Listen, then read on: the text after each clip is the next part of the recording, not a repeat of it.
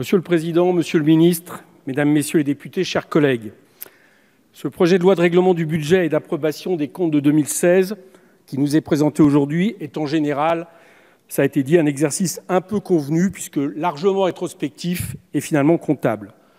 Sauf que c'est le dernier budget exécuté intégralement sous le mandat de François Hollande, puisque nous avons vu que le budget 2017 porte la marque d'Emmanuel Macron et aurait mérité effectivement une loi de finances rectificative. On peut donc considérer que son examen vaut bilan. Très franchement, d'ailleurs, il serait injuste pour M. Hollande de ne pas associer à ce passif M. Valls, ici présent, enfin non, il n'est pas présent, dans les rangs de la majorité présidentielle, mais aussi M. Macron, ministre de 2014 à 2016, au point que l'on peut, sans trop exagérer, parler de bilan du gouvernement Hollande-Valls-Macron. Ce projet de loi constitue donc, en effet, la vitrine des choix économiques du quinquennat de François Hollande. Commençons donc par la mesure phare de ce quinquennat, le CICE, intégré dans ce que l'on a appelé le pacte de stabilité. Créé en 2013, en 2016, il atteint sa vitesse de croisière et à cette vitesse, on peut considérer que le choc de la gabegie fait encore plus mal.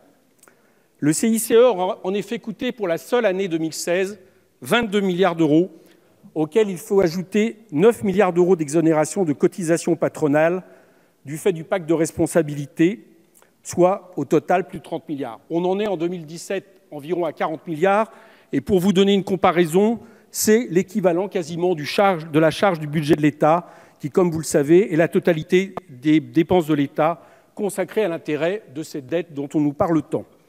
Alors, pour quels résultats sur l'économie? Alors, j'ai cherché beaucoup dans différents documents, y compris venant de l'État, et très franchement, aucune expertise, même commandée justement par l'État, n'a été à ce jour en mesure de le dire sérieusement. L'OFCE critique, je cite, un manque d'envergure, une cible trop large.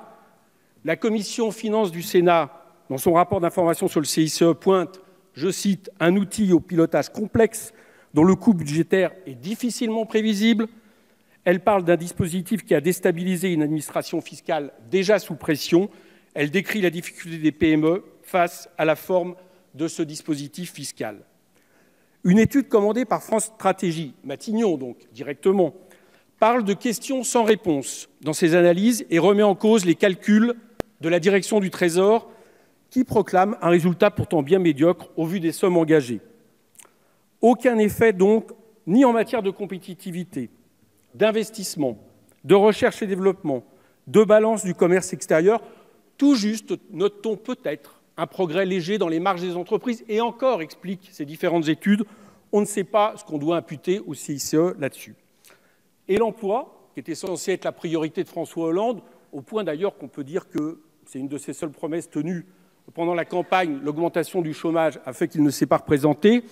Donc l'emploi, un seul des 3 laboratoires commandités par France Stratégie, le plus optimiste, voit un effet, en gros, de 45 000 à 100 000 créations d'emplois ou sauvegarde de l'emploi dans la période 2013-2014.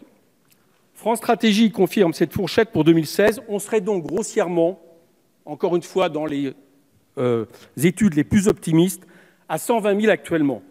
En gros, ça équivaut pour chaque emploi à un coût de 300 000 à 600 000 euros, de quoi embaucher, le moins qu'on puisse dire, beaucoup de gens dans les services publics ou dans la fonction publique. Souvenez-vous qu'à l'annonce de ce CICE, Pierre Gattaz nous promettait 1 million d'emplois avec ses PIMS. C'est le même qui aujourd'hui nous promet d'ailleurs beaucoup d'emplois si la loi travail s'applique dans la dureté prévue par le gouvernement. On peut donc s'attendre au pire de ce point de vue-là. Pas d'effet? Est-ce qu'il n'y a aucun effet? Bon, rappelons que dans la même période, il y a une chose qui a explosé par contre en France, c'est les dividendes et les bénéfices du CAC 40. Donc il y en a au moins qui auront bénéficié de ces aides sans contrepartie.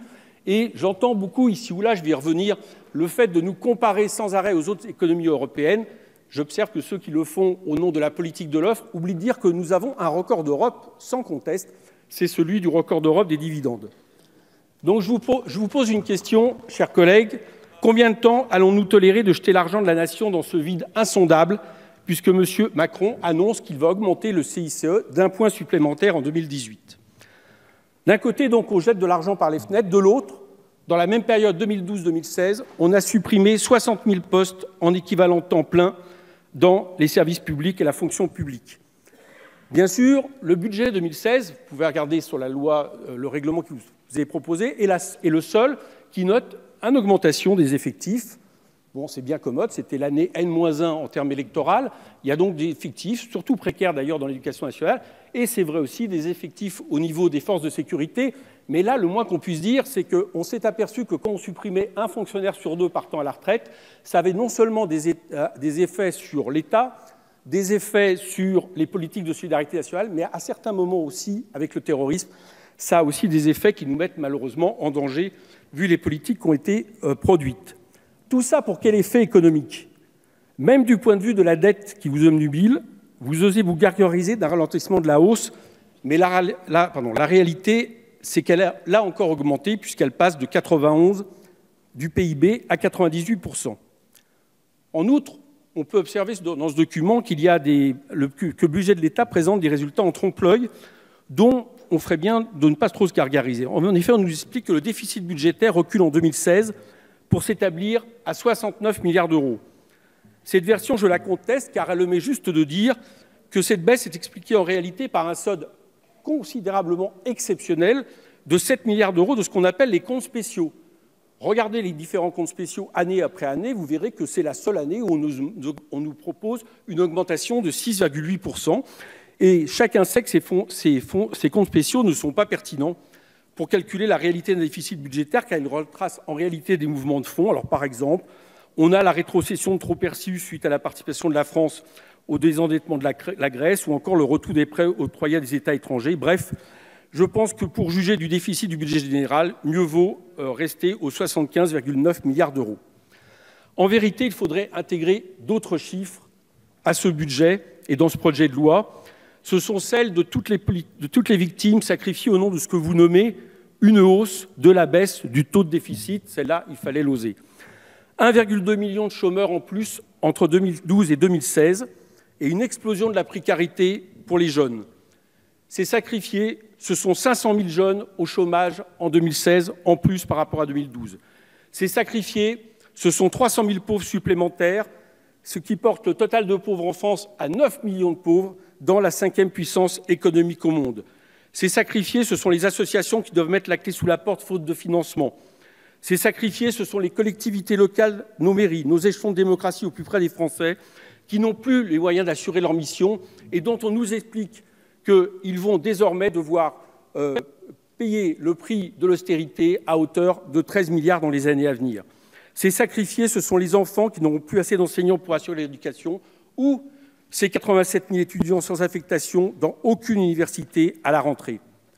Tout à l'heure, j'entendais M. Giraud dire « on ne peut pas changer le passé, mais on pourrait, ce qui est exact, et moi j'ajouterais qu'on pourrait au moins s'en servir pour changer l'avenir. » Et de ce point de vue-là, ce qui est annoncé par M.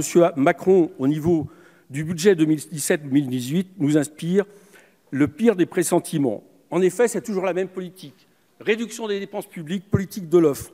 Cette politique qui, si j'en crois certains collègues, vaudrait finalement être le seul indicateur d'une bonne santé économique du pays. Et on nous compare à l'Espagne, on nous compare à la Grèce. Mais enfin, allez en Espagne et en Grèce et expliquez à ceux par exemple qui partent dans d'autres pays tellement ils n'ont plus de travail dans leur pays, à la Grèce qui se retrouve dans une situation d'un pays du tiers-monde en matière de santé, que la situation économique française est moins bonne que la leur. Allez expliquer aux travailleurs pauvres en Allemagne, qui ont été multipliés par 2 en 10 ans, que la situation économique en France est une situation désastreuse par rapport à la leur.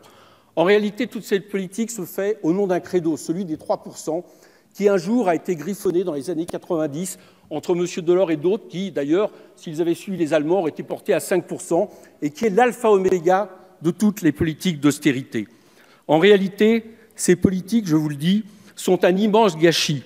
C'est un gâchis car nous aurions pu, au contraire, permettre une bifurcation écologique de notre société. Nous aurions pu, au contraire, comme nous le proposions au niveau de l'avenir en commun, proposer un investissement de 100 milliards d'euros, proposer un budget de l'État augmenté de 173 milliards d'euros, ce qui n'aurait été que ce que nous avons perdu depuis 2007. Et nous aurions pu aussi, et ce sera ma conclusion, faire en sorte que remettre les richesses dans les mains de ceux qui la produisent et du coup génère une activité économique vertueuse en un mot, dans le travail et non dans la finance qui pille notre richesse collective. Pour toutes ces raisons, nous voterons contre ce projet de loi, pas uniquement parce que nous nous opposons à cette trajectoire économique dressée en 2016, dont Macron est le continuateur, mais aussi parce que nous représentons l'alternative à ce monde. Merci.